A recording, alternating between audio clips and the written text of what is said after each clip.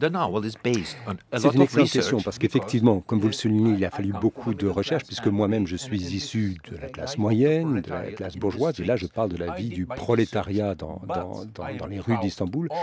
J'ai fait ce travail de recherche, mais je suis en même temps très fier du personnage, pas de la recherche, parce que la recherche est nécessaire pour pas se tromper dans les détails, mais une partie de la recherche qui m'a vraiment plu pendant que j'écrivais d'ailleurs,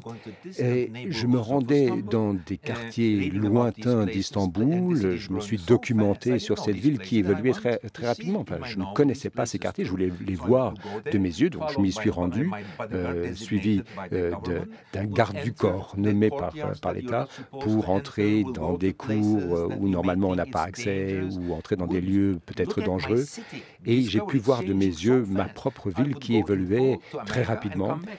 Souvent, je faisais l'aller-retour avec les États-Unis. Au retour d'un semestre à l'université, je découvrais ma ville complètement méconnaissable. Et là, je voulais justement parler hein, de ce changement, de cette transformation d'Istanbul. Puis il y a autre chose, lorsque l'on crée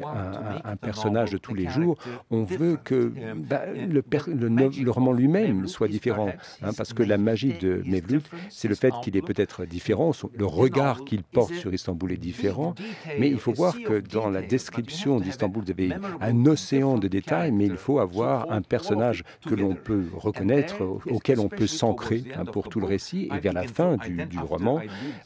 ayant vécu moi-même 6 ans avec ce personnage, et comment pu m'identifier à lui. Et je suis arrivé au point où je peux dire que Mevlüt, le personnage principal de mon roman, eh bien c'est moi.